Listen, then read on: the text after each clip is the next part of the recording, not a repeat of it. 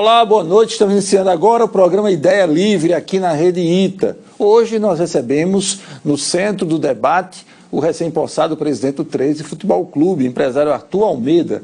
Vamos de imediato a um breve perfil do nosso entrevistado. Arthur Almeida é empresário do setor de vestuário e confecções e atualmente preside a Câmara de Dirigentes Lojistas de Campina Grande, a CDL. Já disputou 2 vezes a Prefeitura de Campina. Foi eleito vice-presidente do 13 Futebol Clube para um mandato tampão e recentemente foi alçado à condição de presidente do clube diante da renúncia de Olavo Rodrigues.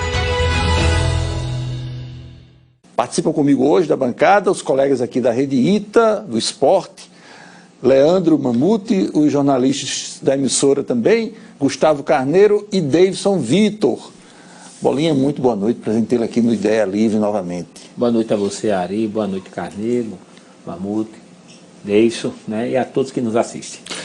Qual é a dimensão financeira da crise que o 13 enfrenta e qual seria a perspectiva temporal de alguma solução permanente para essa crise? O 13, quando a gente assumi inicialmente como vice-presidente, naquele momento, a gente imediatamente buscou estruturar os diversos departamentos que o 13 tinha, que não estavam funcionando, e dentre eles o jurídico. E o jurídico começou a fazer um levantamento de tudo que o clube tinha de passivo, trabalhista, civil, de fornecedores. Então, chegou-se a um valor aproximadamente entre 16 a 17 milhões de reais.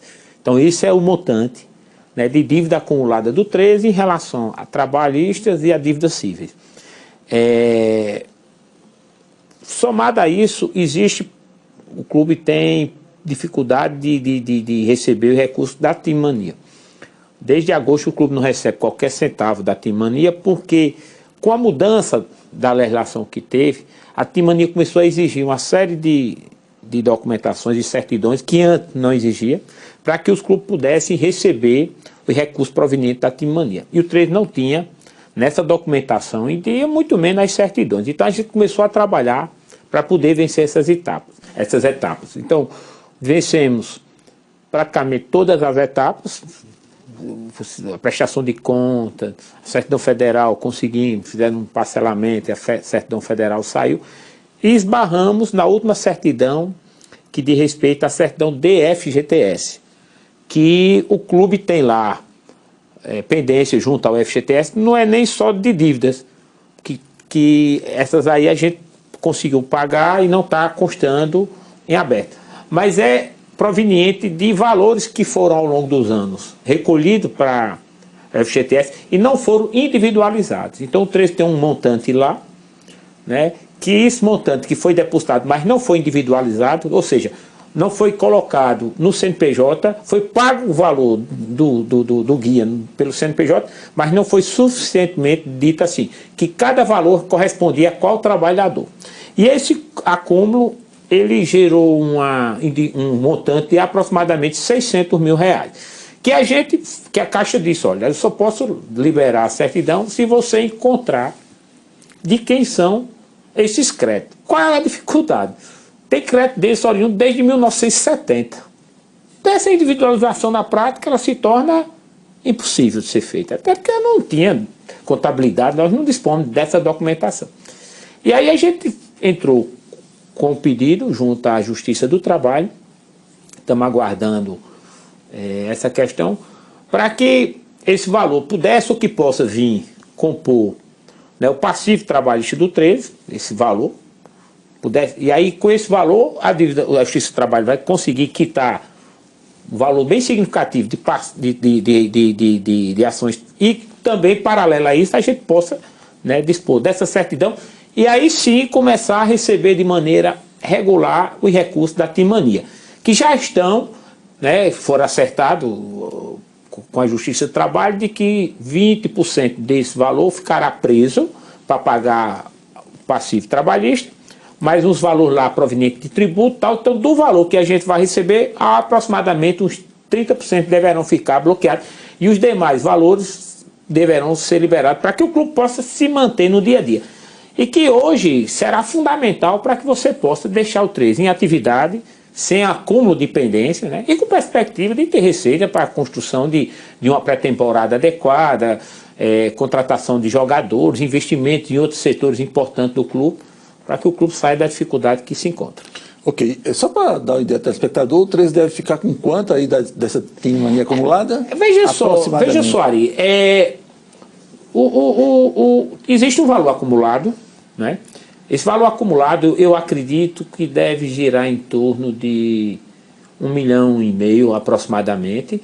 Desse valor acumulado de 1,5 milhão, o ex-presidente Olavo tinha ficado valores referentes ainda à gestão do ex-presidente Walter, que tem débito, que tinha assumido esses débitos em função da perspectiva do recebimento de mania. Olavo havia assumido o compromisso de esse recurso sair, o valor que eram referência à gestão de Walter seria destinado para o pagamento dessas dívidas contraídas e o restante seria para já cobrir o déficit operacional que o 13 apresentou no presente momento. Então, os recursos que devem sair, basicamente vão ficar comprometidos para pagamento dessas dívidas. Mas o que é mais importante, a gente teria algum caixa para o dia a dia do clube, que é uma coisa que realmente deixa a gente com muita dificuldade. Se nós tivermos um caixa para o dia a dia do clube, 50, 60 mil reais, para que a gente possa cobrir as despesas mensais, que giram em torno de 30 mil reais, mas deixar algum caixa para que você possa fazer provisionamento de receita, para que no momento que você vai demandar um processo de contratação, de pré-temporada, tudo isso envolve muito dinheiro. Para você ter ideia, a pré-temporada do 13 agora, nós fizemos um time modesto, do ponto de vista de folha, né? Mas a logística, o custeio, a pré-temporada do 13, considerando dezembro, 15 dias, e janeiro, 45 dias, foi quase de 150 mil reais. Né? Folha, mais custeio, mais regularização. Quer dizer, imagina você ter 150, 170 mil reais sem que você tenha qualquer receita, que era o caso. O 13 não tinha qualquer receita, né? E teve todo esse investimento para uma pré-temporada. Só de regularização de atletas, que aí paga na pré-temporada para que o atleta possa disputar naturalmente as competições, nós tivemos um gasto aproximadamente de 44 mil reais. Mais 20 e poucos mil reais que envolve passagem aérea. Né? Mais 45 dias de salário de atleta, comissão técnica. Né? Mais alimentação. Custo de alimentação que envolve... Porque atleta ele faz as seguintes alimentações por dia. Ele toma café, lancha, almoça, lancha, janta e lancha. O atleta ele tem um consumo calórico que precisa ser feito para atender a demanda que ele consome. Então tem um custo de alimentação, uma coisa estratosférica. Né? Mais energia, mais transporte. Então isso é tudo, né, em pré-temporada, sem que você tenha qualquer receita. Porque você não tem bilheteria, o 13 não tinha sócio torcedor ativo, né? O 13 não tinha cota de patrocínio ainda, porque estava ainda na prospecção de apresentar os projetos, fez patrocínio para pagar a primeira com 30 dias, enfim. Então, esse caixa para essa pré-temporada, se você conseguir constituir no dia a dia, onde você tem uma receita, tira as despesas mínimas e vai construir no caixa, isso dá um foro, dá muito mais tranquilidade para você começar a temporada bem. Carneiro, boa noite, prazer em tê-lo aqui no Ideia. Boa noite, Ari, boa noite, Mamudo, boa noite, Davidson. Ô, Bolinha, eu queria começar sobre a questão da Casa do 13, o estádio Presidente Vargas. A gente, sempre que é começo de temporada, ou bem antes disso, a gente nota que é aquela agonia para arrumar um gramado. O PV muitas vezes acaba não sendo liberado para as disputas de Campeonato Paraibano. A gente viu em 2013, o 13 teve o PV como uma grande arma naquela campanha que quase que sobe para a Série B, onde até o primeiro jogo eliminatório contra o Vila Nova foi vencido no estádio Presidente Vargas. Então, assim, de que forma você está planejando e vendo o PV para ser aliado do 13 em diversas situações, não só como jogos do Campeonato Paraibano, mas também como eventos, escolinhas, não sei o que está passando na sua cabeça com relação a isso, mas de que forma você está tentando planejar o PV para a sua gestão? Nós tivemos uma reunião sábado passado com a diretoria, né, na oportunidade, a diretoria também de patrimônio estava envolvida. Meu grande sonho em relação ao PV, primeiro, era ver se a gente conseguia fazer com que aquele gramado pudesse ser sintético. né? Isso melhoraria demais, porque você tem um custo baixo, ou quase não tem de manutenção, tem a qualidade de gramado que permite que haja um futebol colocando o atleta em menor risco, né? Hoje o gramado do PV, na verdade, tem sido feito paliativos. Nós, quando assumimos o ano passado, não existia praticamente gramado, né? Então teve que se correr para em 30 dias, deixar em 30, 40 dias, deixar mais ou menos em condições mínimas para que o time pudesse treinar, que também não tinha onde o time treinar. Estava treinando em campos locados. Além de ser caro, os campos também não atendem às necessidades, então você submete o atleta a um risco maior, que nós tivemos 3 atletas machucados durante essa temporada, e que tanto é ruim para o clube, obviamente, porque contratou o atleta e não dispôs do atleta, como também para o próprio atleta, que muitas vezes tem a carreira comprometida, dependendo da lesão que ele possa sofrer. Então, quanto menos você colocar o atleta em risco, naturalmente, melhor. Então, seria isso. Mas a gente fez um levantamento, é muito dinheiro para fazer a transformação do gramado para o que a gente gostaria. E aí você termina fazendo coisas paliativas. O que é que a gente conversou? A gente vai fazer um estudo, existem algumas áreas no PV que poderão ser aproveitadas em parceria com a iniciativa privada, por trás do gol, ali na frente, para ver a possibilidade, de repente, a gente encontrar algumas empresas que gostariam de fazer alguma parceria com o 13, né? Seja vestindo, né, numa situação dessa e poder depois ter uso, né, em parceria, modelo um pouco híbrido, como aconteceu, e dosando uma proporção, como aconteceu com outros grandes clubes do Brasil, que fizeram uma parceria de algo desse tipo, né? E como também levantar um valor, porque dependendo da possibilidade, né, de financiamento e tudo mais, eu sei que o 13 tem dificuldade em função da falta de crédito, né, mas tentar às vezes usar até um crédito pessoal da diretoria que possa assim, mas a gente tentar fazer um investimento nesse sentido, porque eu acho que o ponto de partida do PV seria tentar uma solução mais definitiva em relação ao gramado. Até para fazer evento, quando você tem uma estrutura dessa sintética, você não coloca o gramado até um show, né? Perfeitamente, você não coloca o gramado em risco. Do jeito que está, o show seria fatal, né? Você passaria mais não sei quanto tempo para poder recuperar o gramado. Então, essa questão é muito importante. Além de tudo, existem outras questões no PV que precisam ser tratadas. Nós temos uma estrutura, um comprometimento, de certa forma, em parte da estrutura que fica ali por trás, né, da trave que dá ali na Teixeiras de Freitas, ali, aquela arquibancada precisa de um reforço estrutural. A gente, inclusive, interditou no Campeonato Paraibano agora, nós não utilizamos, para que não possa, naturalmente, colocar ninguém em risco. Existe, o Ministério Público interditou o PV agora, quando houve aquele problema do episódio do disparo do torcedor do Nacional, e o 13 foi penalizado, uma inversão de valor grande, eu disse ao promotor isso. Bom, o 13 não teve culpa, porque a revista não coube ao clube fazer, foi a polícia. Né? E como também a polícia não colocou policiamento dividindo as duas torcidas, que também é uma... Eu não tenho como chegar para a polícia ou para o comandante e dizer, ó, vá para ali e fique lá. Isso é uma atribuição da polícia. Ele é que faz o plano de contingenciamento dentro do estádio. Então a gente está sendo penalizado por algo que nós não tivemos de fato responsabilidade. Né? Porque se, por exemplo, não, a revista tinha ficado a cargo do 13 e o cara tivesse entrado armado, o 13 seria responsável. Ou o plano de contingenciamento interno tinha sido responsabilidade do 13 e o 13 não colocou segurança dividindo as torcidas. Também não era. Então, mas enfim, a gente foi penalizado. Mas na penalização, inclusive a gente recorreu, do ponto de vista que perdemos mando de campo já para o próximo ano. 2, né? Exatamente. A gente recorreu dessa decisão, espero que o bom senso prevaleça. Né? E aí foi imposto também a necessidade de construir mais uns portões ali que reforcem a separação de eventuais torcedores que possam vir assistir o jogo do 13, torcedores de times adversários que possam assistir. Então, é preciso fazer essa estruturação. Agora, afora isso, o PV eu vejo, né, dentro desse pensamento aí com empresa privada, também como possibilidade da gente tentar utilizar, ali por trás do gol, não tem nada, fazer campinho para mim, Futebol Society. Nós deveremos, em breve, lançar nossa escolinha de 5 a 12 anos, né? O 13 já tem a base, que hoje é trabalhada em parceria com a empresa, que vai de 12 a 19 anos. Mas a escolinha de 5 a 12 anos será gerida pelo próprio clube.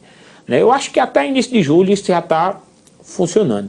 Nisso aí eu vejo uma oportunidade de gerar receita para o clube, criar mais vínculo das crianças para com o clube, fortalecer a própria marca do clube, né? E tentar usar parte da estrutura do PV exatamente para a gente poder fazer alguma coisa desse tipo, para que as crianças possam utilizar aquela estrutura ali por trás, onde fica hoje aquele gol que não é utilizado. Ele tem uma área bem interessante, a gente está fazendo o levantamento de área, colocar o projeto. O nosso diretor de patrimônio, inclusive arquiteto, é quem está fazendo esse trabalho, para a gente poder tentar materializar isso o mais rápido possível. Boa noite para ter conosco. Boa noite, Ari, Mamute, Carneiro e Arthur. É uma grande oportunidade, né, da gente se transformar no torcedor do 13 hoje aqui, né? E a gente, se ele fizer uma pesquisa de uma pergunta do torcedor para o senhor, seria em relação à SAF, né? Porque é um assunto que acho que a SAF virou, que a Sociedade Anônima de Futebol virou um sinônimo de esperança para o torcedor. O Cruzeiro passou por esse processo, o Botafogo, e também, né? O Cruzeiro é líder da Série B, o Botafogo iniciou muito bem a Série A e o Vasco está no processo de diligência. E aí eu queria saber de você como é que está o andamento hoje da SAF no 13. É realmente algo que é tratado com prioridade? Já foi contratada alguma empresa de consultoria para fazer uma análise de quanto valeria o 13, né? Inclusive porque envolve o PV, envolve uma torcida que é considerada através de pesquisa a maior do estado. Como é que está esse planejamento? Inclusive existiu boatos aí de que o Hulk estaria interessado. Que você contasse em relação, um resumo sobre a situação da Sociedade Anônima de Futebol do 13 Futebol Clube. Com relação à SAF, a gente constituiu um grupo para fazer um projeto, né? Está em fase conclusiva, né? O valuation em si ainda não está definido, né? Ou seja, quanto seria o valor. Agora, eu vou dizer a você uma opinião pessoal. Eu acho que o 13 hoje vive um momento que é melhor o time se estruturar um pouco mais, para que nesse processo, para a SAF, que é uma coisa que é inevitável, é uma questão de tempo, você consiga valorizar mais, porque do jeito que está, você vai ter um subdimensionamento do valor que o clube tem verdadeiramente potencial. Isso vai ser, de certa forma, ruim. Então, eu acho que a gente dá para estruturar melhor.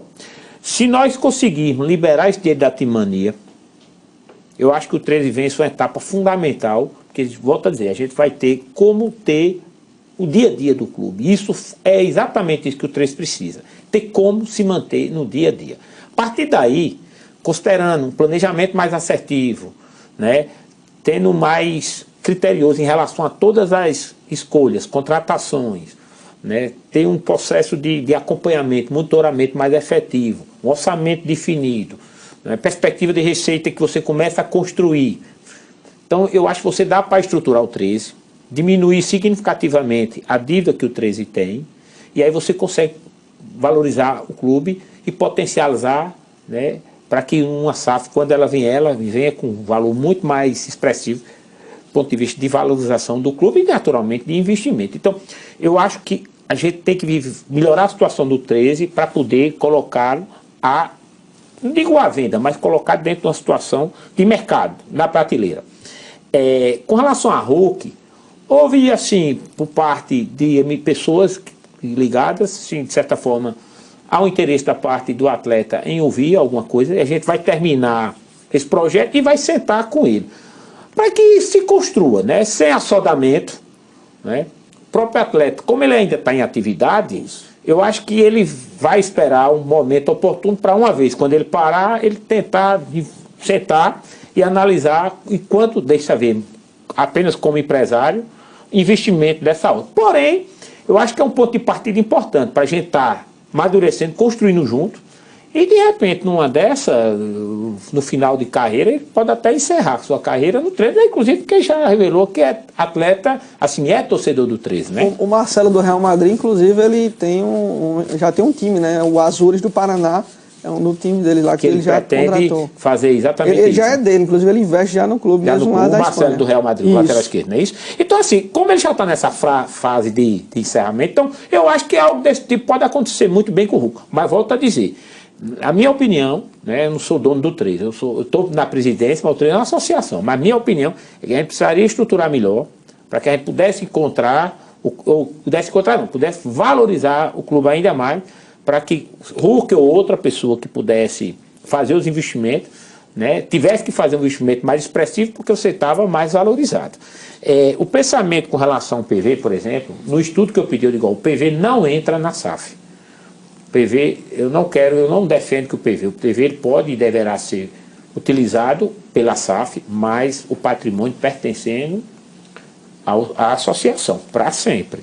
Os investimentos que eventualmente possa vir para fazer o PV, transformação do PV, o que ficar definido, tudo isso passa a ser incorporado, né? Vai ter esse uso fruto durante os anos que as circunstâncias permitir, mas a propriedade do estádio ficando a cargo da associação. Por que isso?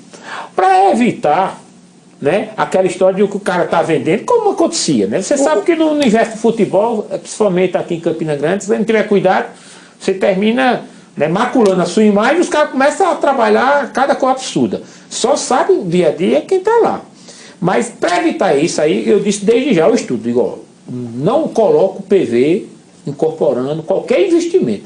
Agora, a SAF, qualquer que seja ela, tem como premissa a construção do centro de treinamento, né? Modernização do PV é fundamental. Até porque o PV modernizado ele gera receita. O Vasco fez isso, né? Perfeitamente. Né? O trânsito tem uma vantagem para uma SAF. A lei da SAF ela não contempla dívida fiscal. O 13 tem uma dívida fiscal baixa. Né? O grosso da dívida do 13, diferente do Cruzeiro, que tem uma dívida fiscal altíssima. A dívida fiscal do 13 é baixa, até porque há pouco tempo atrás o pessoal fez um trabalho, o Profut pegaram o dinheiro da Timania, pagaram há não sei quanto tempo, né? Paulo, e quem estava à época fez um trabalho muito bacana com relação a isso, estruturou bem o 13 nesse aspecto. Então a dívida fiscal do 13 é baixa. O grosso da dívida do 13 é trabalhista e tem um valor significativo cível, principalmente proveniente ainda daquela questão de Marcelinho Paraíba, que hoje, viu Mamute, a dívida trabalhista, embora ela seja nominalmente maior, mas é a dívida civil que mais me preocupa. Para você ter ideia, todo mês o PV vai a leilão, por conta da dívida com o time do Rio Grande do Sul. Todo mês vai a leilão, por conta da dívida do time de Lages, que está girando em torno de uns 6 milhões de reais. Então, inclusive, assim que nós tivermos qualquer cenário, minha ideia é ir lá, sentar com a diretoria da Inter e dizer, vamos ser racional. Cabe uma ação dessa natureza, vamos tentar aqui um valor que seja minimamente plausível para que você saia com alguma coisa e a gente também tenha a possibilidade de pagar. Tentar negociar essas dívidas cíveis é uma prioridade, porque a dívida trabalhista ela já está convencionada de que 20% das receitas vão para ela. Mas da dívida civil não. Se hoje entrar R$100, R$1.000, R$1 milhão na conta do 13, esse dinheiro é bloqueado para pagar as execuções cíveis que existem. Então isso é muito difícil trabalhar sem que você possa transitar pela conta do clube, né, qualquer valor, infelizmente ficando ele preso. Boa noite, Mamute. Prazer ter conosco no Ideia. Boa noite, Arthur, Carneiro, Davis. Boa noite para o amigo de casa também. Bom, Arthur, você é um empresário de sucesso, é um cara que tem a agenda muito cheia, né? Você vive em negociação sempre. E quando você foi convidado a vir para o pleito, né, de disputar a presidência do 13, você não pôde por isso, por ter uma agenda muito cheia e ter os seus compromissos profissionais como empresário. E eu queria te perguntar, nesse processo, nessa caminhada até aqui, o que mudou nessa sua agenda, né? Porque agora você é presidente do 13, vai exercer até o final do mandato. Por tudo que eu venho observando aí que você está construindo já do 13, eu acredito que você possivelmente vai tentar se manter na presidência. O que mudou nesse caminho, nessa caminhada até aqui? Na verdade, não mudou nada. Minha agenda continua cheia, eu tenho tido assim, uma agenda muito intensa para tentar conciliar, né? Mas eu não sou uma pessoa de deixar e abandonar. Quando eu aceitei, na época de serviço de Olavo, é porque realmente o dia a dia do clube eu não tinha e não tenho condição de vivenciar, né? Quem é funcionário do PV sabe que eu vou uma vez por semana no PV, porque eu não consigo ir mais que uma vez. Não tenho tempo de verdade para estar lá mais de uma vez por semana. Mas eu estou tentando, que é uma característica minha, descentralizar isso aí, né? Construir pilares, encontrar as pessoas certas para a gente tentar fazer com que o dia a dia do clube não seja prejudicado e que as coisas vão sendo executadas. Então estou tentando conciliar isso aí, que é mais ou menos a forma como eu costumo trabalhar. É porque, assim, com a sua visão empresarial, e eu repito, você é um empresário de sucesso, você não é um cara que se coloca emoção no negócio. Então, apesar de você ser torcedor do 13, você ter uma paixão pelo clube, você não pode misturar, né, essa paixão realmente com esse trabalho que você vem fazendo, que eu estou acompanhando esse início. Eu sou muito racional realmente Sim. nessas questões. Isso aí eu sou muito racional. Eu faço aquele que realmente está dentro do nosso alcance. Não sou de assumir compromisso nem de fazer falsas promessas. Torcedor é acostumado a ver dirigente fazer promessa, prometer isso, prometer. Não, o meu discurso é muito pé no chão, né? Agora, uma coisa eu tenho certeza, a gente vencer nessa etapa, né, da possibilidade do dia a dia, né, como eu tenho frisado bem, se nós conseguirmos possibilidade do custeio do dia a dia, né, você em curtíssimo espaço de tempo, curto, médio prazo, eu não tenho dúvida que o 13 vai sair dessa situação. Porque o problema do dia a dia é porque no instante você acumula um valor muito significativo. Daqui a pouco você, imagina, 30, 35 mil por mês, no outro mês 30, 35, 40. Quando você menos espera, você está com R$500 mil. E aí vai começar uma temporada sem ter qualquer receita. Então, isso realmente isso termina estrangulando de tal sorte, né, e permitindo que o clube torne-se um devedor cada vez mais quanto mais. Resolveu essa questão do dia a dia, você passa a ter uma cabeça para planejar, você até algum recurso para investimento você precisa fazer. Vamos lá, a lojinha do 13 eu vejo como um dos melhores pontos comerciais de Campina Grande, totalmente subutilizada. Nós não temos sequer praticamente o que vender lá, tem camisa do time só. Por quê? Porque para você fazer uma loja vender, você tem que ter recursos para comprar, para abastecer. E esse recurso existe? Não. Nós precisamos fazer uma recuperação física.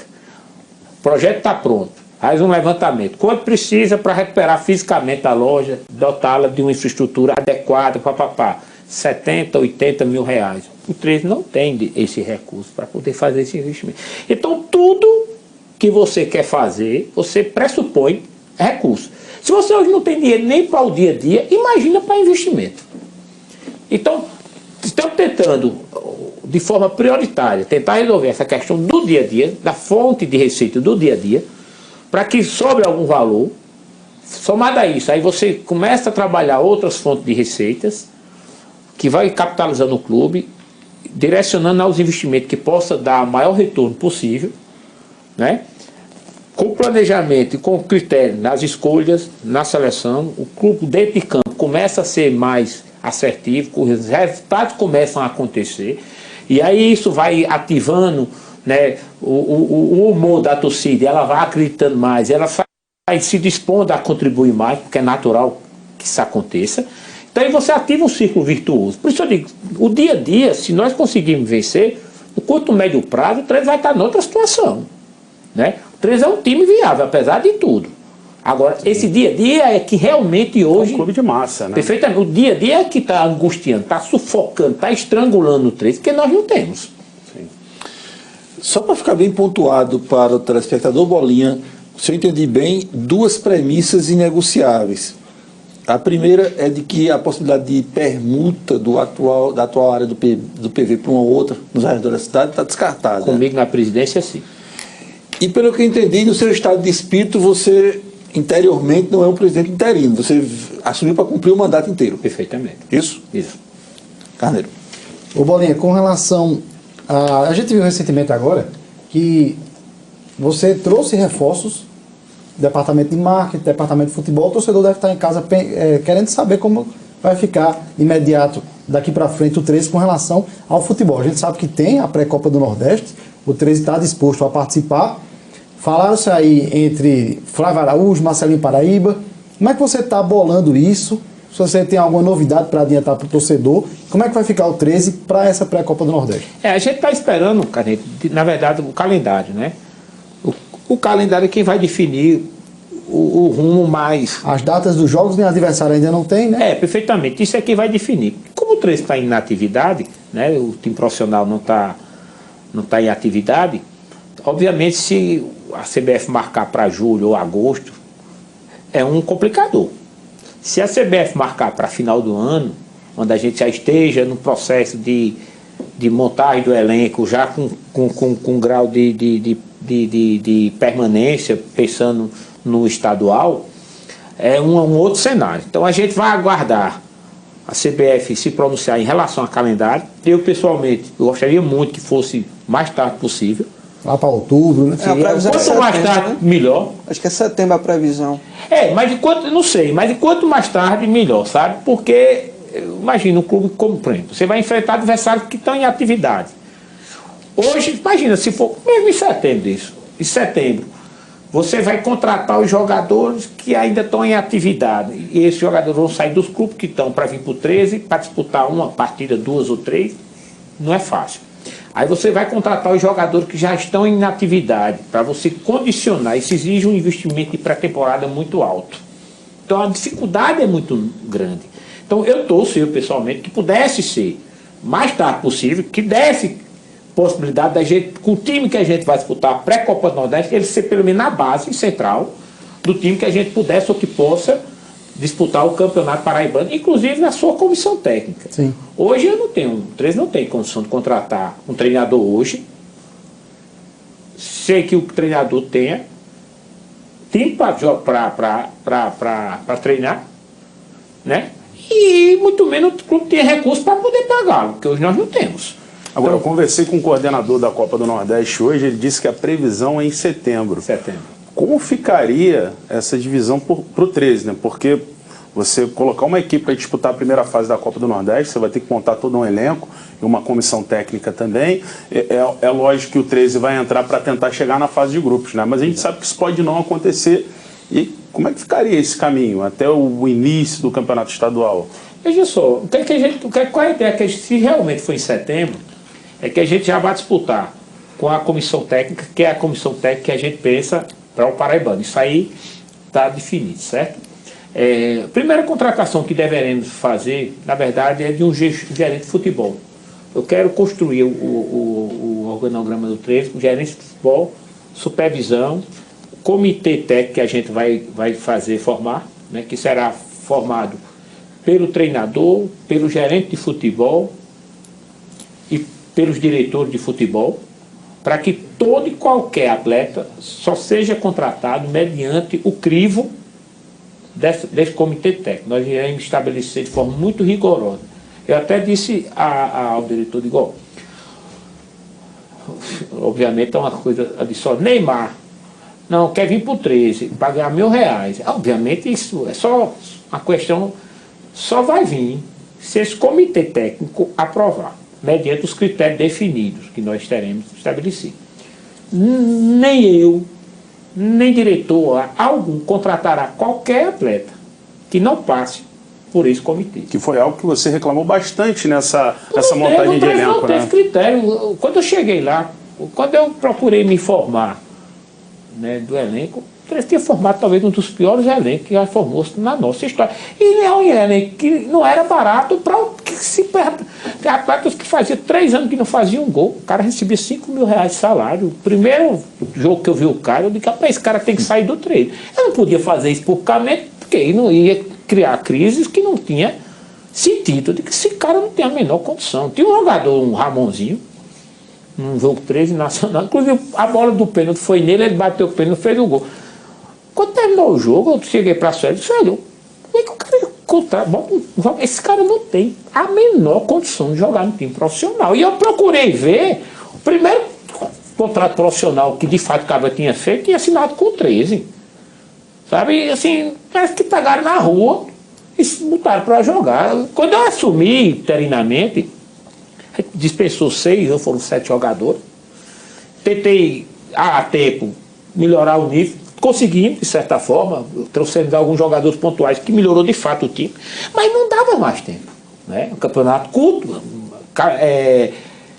tabela extremamente mal feita, o time passou um mês sem jogar e joga em 10 dias 4 partidas, um negócio meio doido, mas enfim. Então isso foi realmente difícil, mas a gente está tentando construir... Aproveitar isso para um depoimento. Como é que é o estado de espírito de assistir um jogo como torcedor e como presidente do time? O que é que mudou aí no estado de espírito? Você fica mais tenso, né? Porque o torcedor ele fica com raiva, termina o jogo, ele vai para casa, a responsabilidade dele é zero, né? No máximo uma gozação de um amigo num grupo de WhatsApp, né? Quando você é dirigente, não, tudo tem consequência, né? É o jogo acontecendo e você pensando o que você vai fazer, o que não vai fazer, quais são as mudanças, o que não vai fazer. Tudo você tem que estar o tempo inteiro com o plano A, com o plano B e com o plano C estabelecido. 13 e Nacional, primeiro jogo, eu assumi o 13 na véspera, na sexta-feira. Olavo se licenciou na quinta e na sexta-feira eu assumi o 13. Eu não tinha participado do dia a dia do 13, não participei das contratações. Minha preocupação era administrativa e financeira, para realmente dar ao 13 uma condição para que isso não se reverberasse dentro de campo. E quer dizer assim, pela primeira vez, depois de muitos anos, o 13 foi eliminado contra o Souza no dia 10, que era no domingo. Na terça-feira, o 13 estava com 100% dos seus compromissos pagos. 100% dos seus compromissos pagos. Sem dever R$1 a ninguém. Eu acho que fazia muitos anos que o 13 não sabia o que era isso. E eu consegui sair. Cuidei de sair. Certo? Mas eu não acompanhava o dia a dia. Mas o fato é que, quando eu cheguei na véspera do jogo nacional, fui assistir o coletivo, fiquei muito preocupado. Vamos torcer que dê certo, né? Aí, jogo nacional, péssimo jogo. Terminou o jogo, conversar com o Suélio e Edinho, que era treinador e comissão técnica. Rapaz, se o 13 não ganhar empate, infelizmente, vocês não têm possibilidade de continuar. Porque isso não existe, pô. Não existe, esse time não existe. Na quarta-feira, o 13 perde. Domingo já era o jogo contra o Campinense. Aí contratou Marcelinho, contatei Marcelinho, vem de Patos, 1h da manhã, para conversar, 9h da manhã, porque não tinha mais tempo. Né? E contratou acertei com o Marcelinho, 9h da manhã, no dia seguinte, 2h, Marcelinho já se apresentou, né? Passou-se um briefing na lista de jogo, mais ou menos qual era o perfil de atletas que o 3 tinha, característica. Marcelinho foi um gigante. Domingo o 3 já tinha uma outra postura contra o Campinense. Ele só não fez jogar, né? Não é verdade, mas o treino já tinha uma outra postura. Inclusive, eu acho que os dois resultados contra o Campinense, se tinha, principalmente o segundo que a gente perdeu, acho que o resultado não foi nem tanto justo. O 3 até jogou melhor que o Campinense, teve mais chance, né? Mas o Campinense tem um jogador ali diferenciado. Na primeira oportunidade que teve, o cara fez o gol, coisa que nos faltava, né? Isso faz uma diferença, porque às vezes o time não está nem jogando bem, né? Anteontem o Flamengo ganhou do Fluminense, eu estava assistindo o jogo, o segundo tempo, o Flamengo foi uma vez ao ataque, praticamente, mas sobrou a bola, o Gabigol fez o gol. A bola que sobrou, quando você tem um jogador diferenciado para fazer o gol, isso faz a diferença. Nós não tínhamos esse jogador diferenciado, né? E até contratei esse jogador, mas o cara não chegou nem a vir. Quando foi na véspera do jogo contra o Souza, era o último dia de inscrição do Campeonato Paraibano. E aí consegui contratar um atacante do River, o cara tinha feito um campeonato muito bom. E aí a condição foi assim, eu digo, ó, a gente vai jogar amanhã contra o Souza, se nós passarmos, aí eu corri, e Dagberto regularizou o jogador, eu digo, ó, se nós passarmos, você vem, também não se deu nem um centavo a ele, né? Se a gente passar, eu emito a passagem de Souza mesmo, você vem à noite, que ele estava em Belo Horizonte, para que você jogue já na próxima semana, que era contra o Campinense. Porque eu digo, a gente precisa de um jogador diferenciado. E aí, infelizmente, nós fomos eliminados pelo Souza. Porque eu sei da diferença que é você ter um jogador que, com uma oportunidade, o cara faz um gol e ganha um campeonato, né? Então, infelizmente, é por aí. Deus. Ô Arthur, a gente sabe que a política no 13 sempre foi muito acalorada, né? Existem alguns grupos ali, né, que sempre dividiram ali as gestões, e até conversando, vendo algumas entrevistas suas até com alguns torcedores, né, em canais do YouTube, você falando que seria o elo de ligação desses grupos, né, que foram muito importantes para colocar dinheiro, justamente ajudar nessa questão da receita. Minha pergunta é se realmente você tem conversado com os grupos, né, de situação e oposição para que haja uma união no 13 Futebol Clube. E também, falando de receita, a gente sabe que é muito importante ter um calendário cheio, né? Até para trazer os jogadores, fazer um contrato longo. e já falam aí nos bastidores a possibilidade do 13 conseguir uma vaga na Série D do ano que vem. Existe essa possibilidade? Chegou a conversar com a presidente Michele Ramalho? Com relação a essa questão eu me relaciono muito bem, né? O chamado abnegado, eu era um deles, né? Eu fui diretor do 13 em 2004, 2005, naquele período eu estava no 13. Copa do Brasil 2005. Perfeitamente, eu era diretor de marketing na época. Então, eu tenho uma relação muito boa com todos eles.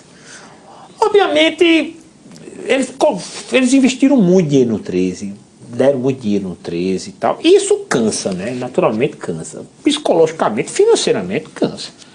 Né? Ivandro Filho, por exemplo, que infelizmente morreu, o cara tinha dado um valor significativo ao 13, Luiz Augusto e outros, Pedro da Percom. E são pessoas que eu tenho uma relação muito boa. O que é que a gente vai fazer? Agora, no mês de junho, eu vou ainda definir a data, eu quero fazer um café da manhã, né? E convidá-los, né? Mostrar um pouco da história do 13, porque quem é 13 anos, como talvez quem seja raposeiro, eu falo 13 anos porque é o time. Então, assim, quando ele gosta de futebol e é 13 anos, quando você for um recorte na sua vida, um dos grandes momentos de boas lembranças que você tem com seu pai, com seu filho, o time está envolvido, pois tem um valor sentimental muito grande, aí não pode deixar essas coisas se acabar, né? Muito menos morrer. E aí eu vou tentar trazer um pouco dessa reflexão, mostrar o que é que a gente está pensando em fazer para o 13, de curto e de médio prazo, para tentar ver se a gente consegue sensibilizar dentro do que é possível, para que cada um possa contribuir.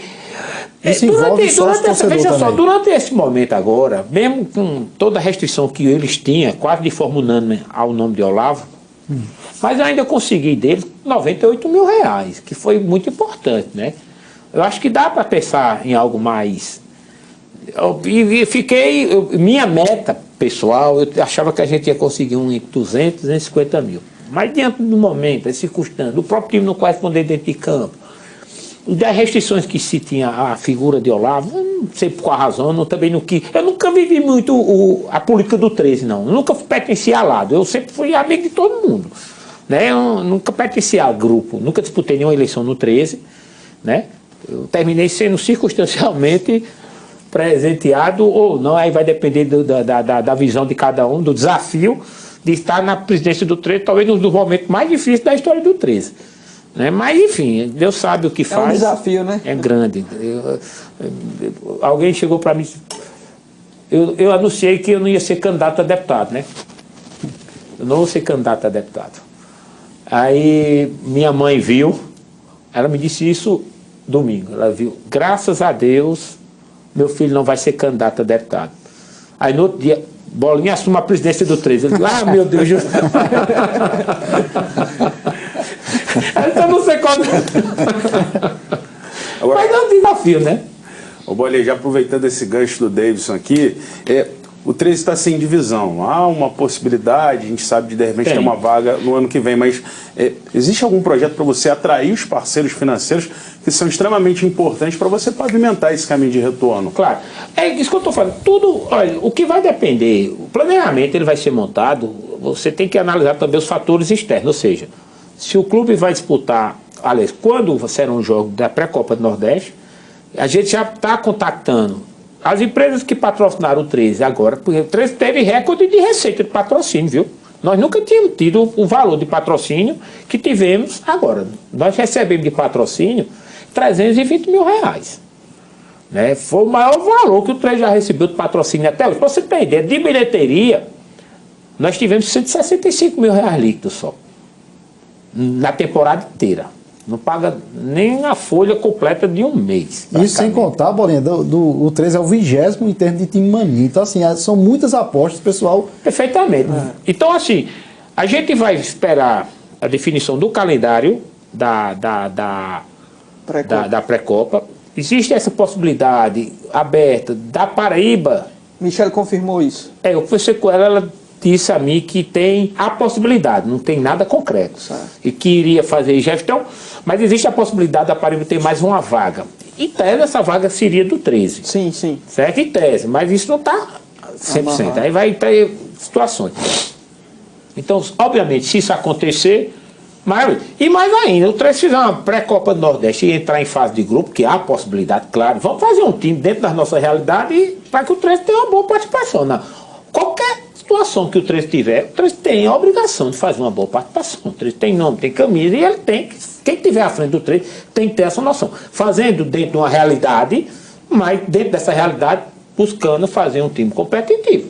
E aí a gente tem a chance de disputar a Copa do Nordeste que faz de grupo. Então imagina se o 13 conseguisse, ou consiga. Paraibano, pré-Copa do Nordeste e Série D, então você está com o calendário pronto. Então o cenário pior do mundo, de repente se abre, mas as coisas são dessa forma mesmo. E se você ativa um círculo virtuoso, parece que tudo começa a se abrir. Né? A gestão do futebol paraibano lhe agrada? Mas Michela, ela tem sido parceira do clube, sabe? Eu não conheci outra gestão, porque eu nunca tinha participado ali, mas assim, ela tem sido parceira do clube. Ela tem procurado ter transparência, uma relação boa com os clubes. Pessoalmente, eu gosto da forma com que a gestão da federação acontece. Eu não tenho nenhuma ressalva em relação a isso, não. Temos uma rodada final aí para a gente perguntar e começa aí, Carneiro. Ô, Bolinha, com relação, você falou aí sobre atrair o torcedor de uma certa forma, a gente sabe que o torcedor é parceiro do clube, mas de que forma fazer isso através de um sócio-torcedor? Tem duas formas, né? Se o primeiro sócio-torcedor, ele é muito atraído pela vantagem direta, ou seja, eu vou pagar tanto e vou ter alguma economia nos ingressos, nas entradas, a gente está sem jogar. Então isso você termina tendo esse dificultador. O segundo momento é criar um clube de vantagem. Né? Esse clube de vantagem é você tentar construir parcerias com empresas que deem desconto para pessoas que sejam sócio-torcedor do 13.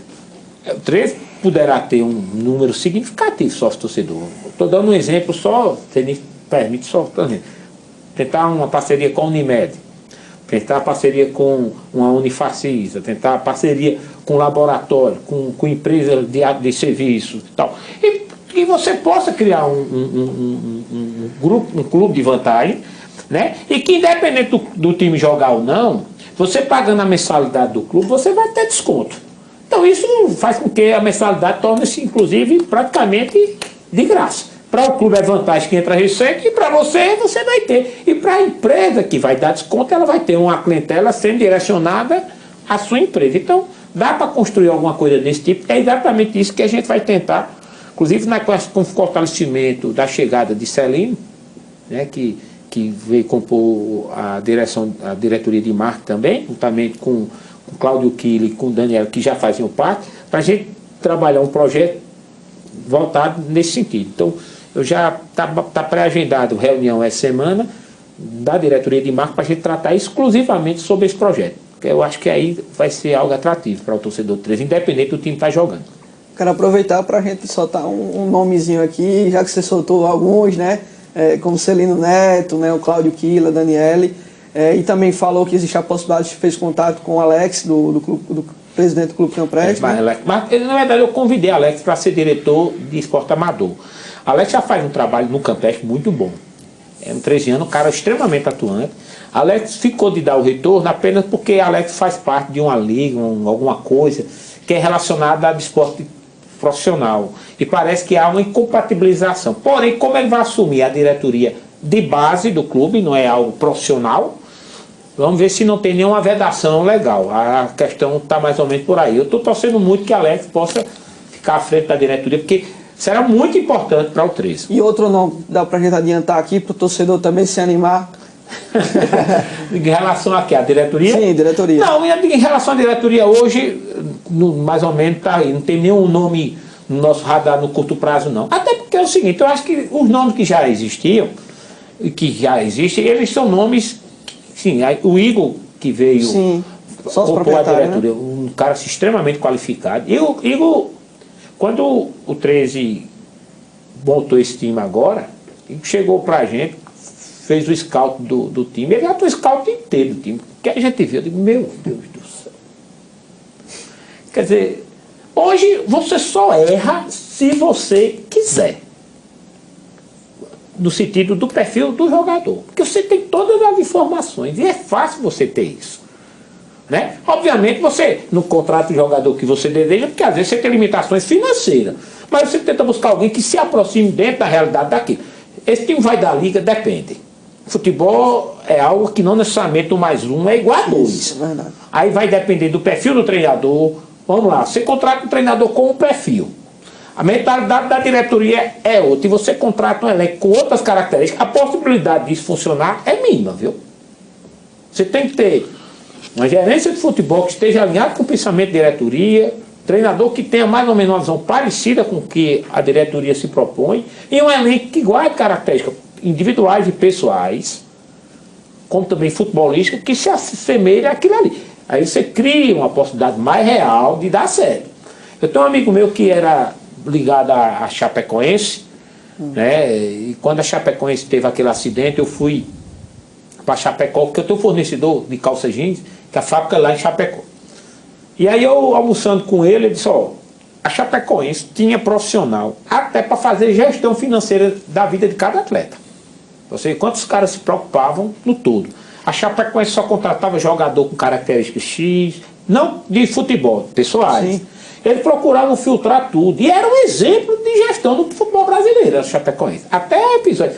E ele disse, ó, e a perda gigantesca que terá dificuldade de ser substituída é porque a diretoria que construiu a Chapecoense com essa mentalidade morreu todinha no avião. Isso não se substitui assim em 24 horas, né?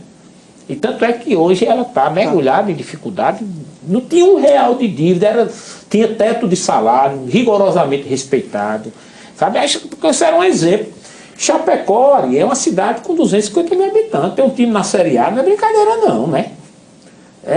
Quer dizer, você mostra quanto fazia-se de fato gestão. Saiu da Série D para ser numa sequência, para B, para A, se manteve na A, para a final de campeonato sul-americano. Não é? O próprio Cuiabá, mesmo que o 13 enfrentou diversas vezes na Série C. O Cuiabá hoje é quase uma SAF, sabe? É gerida praticamente pela empresa que é aquela patrocinadora master dele. Sim. Que é uma empresa ligada a agronegócio.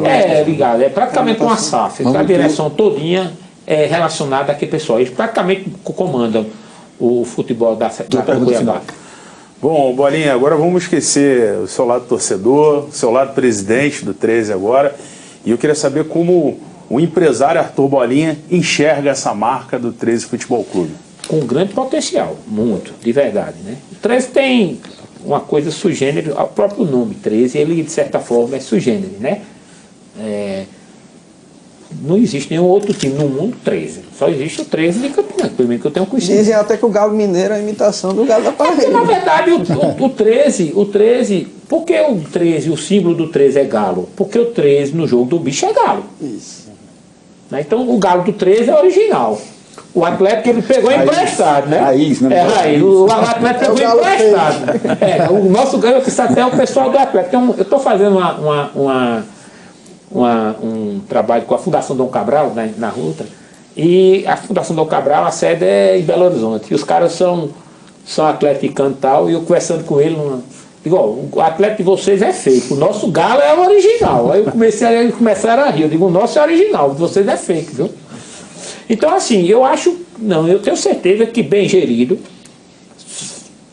utilizando toda essa força, né, a gente tem possibilidade de ampliar a marca 13, não só para coisa relacionada diretamente a futebol. Você pode ter muito bem um feijão com a marca 13, e o torcedor do 13, na hora de comprar, não tenho dúvida que ao invés de comprar um feijão marca X, ele compraria o feijão marca 13, açúcar, café. Inclusive a gente está prospectando algumas empresas nesse sentido. Porque assim, eu acho que dá para se explorar muito bem. E tudo gerar algum tipo de fonte de receita. Né, material de limpeza, ou seja, você tem condição de trabalhar a marca não necessariamente associada apenas e pura e simplesmente ao futebol. Essa questão da loja, fazer aquela loja uma loja atrativa, né, colocar um café naquela loja, então tem como se otimizar muito bem a marca 13. Agora, tudo pressupõe recursos para que você possa fazer investimento. E esse momento, a gente vive um momento de muita dificuldade, volto a insistir, a falta de recursos para o dia a dia, né, termina estrangulando a gente em muita coisa que a gente poderia pensar no médio e longo prazo. Infelizmente chegou a hora do apito final. Eu quero agradecer os colegas que participaram desse debate, o Davidson Vitor, o Gustavo Carneiro, o Leandro Mamute, e agradecer ao empresário Arthur Bolinha por ter aceito o convite para participar aqui do Ideia Livre. Eu que agradeço a vocês, né? Espero que tenha respondido. Sim, o desafio é enorme, né? Você que estiver nos assistindo, se você permitir, ali, ajude o nosso Galo, né? Essa responsabilidade ela precisa ser dividida, porque quando você divide a responsabilidade individualmente, o peso fica menor para cada um. O 13 é um patrimônio de Campina Grande, o 13 é um patrimônio de sua torcida, de nossa história, a gente não pode deixar isso acabar. Então, fica aqui meu pedido para que você possa ajudar o nosso Galo. O agradecimento derradeiro vai para você, telespectador. Desde já, encontro marcado, terça-feira que vem, 10 da noite, logo após o Jornal da Cultura com outro Ideia Livre. Até lá.